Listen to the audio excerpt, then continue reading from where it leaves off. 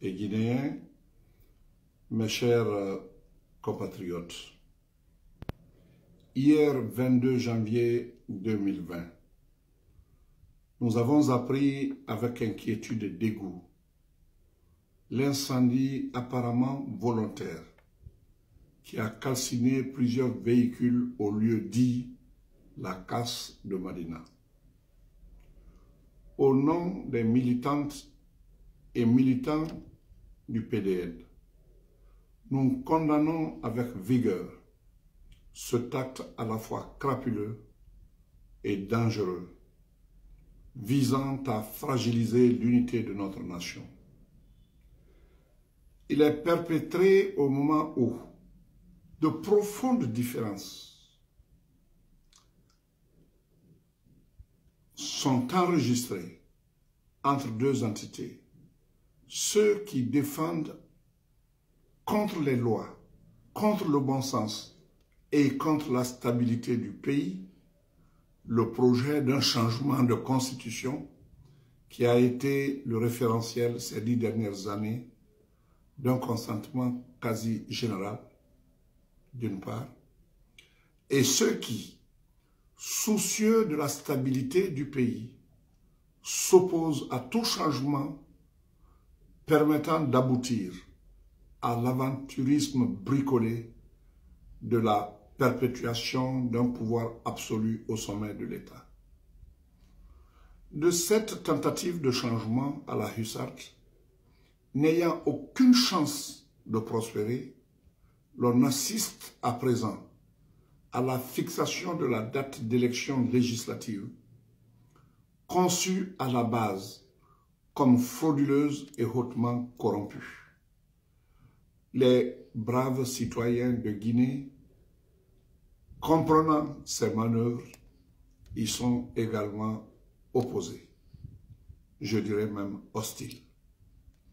C'est face à une telle détermination du peuple qui devrait enseigner sagesse après des morts et des blessés que les magiciens, tels dans l'Odyssée, sortirent de leur besace le plus dangereux des démons, celui de la haine des citoyens les uns contre les autres. Ceci est d'autant grave qu'il vise à créer des affrontements entre Peuls et Malinké, du déjà vu, donc du déjà connu, serait-on tenté de dire. Je lance un appel pressant aux deux groupes ethniques principalement et à tout le peuple de Guinée de façon générale de mesurer la dangerosité d'une telle pratique et de comprendre que changement de constitution, élection législative bâclée et création de haine entre deux de nos ethnies ont le même objectif: la continuation d'un État coupable des maux dont souffre le peuple de Guinée. Insécurité et impunité, vol et détournement de deniers publics, manque d'eau et d'électricité, promesses fallacieuses sans lendemain et protection systématique des pillards de tout acabit. Refusons la haine, refusons l'exclusion, refusons le mensonge. Nous avons, par la grâce de Dieu, bénéficié d'un territoire d'abondance, sachant l'exploiter pour tous, dans la paix et dans le respect de nos lois.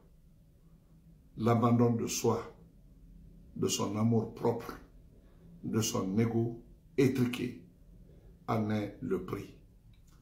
Je voudrais dire à tous les Guinéens, comme le disait l'autre, l'on fait la guerre quand l'on veut, mais on ne la termine que quand on peut.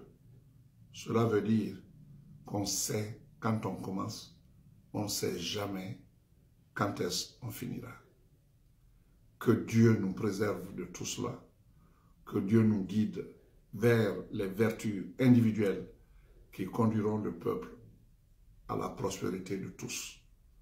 Vive la Guinée, vive les Guinéens.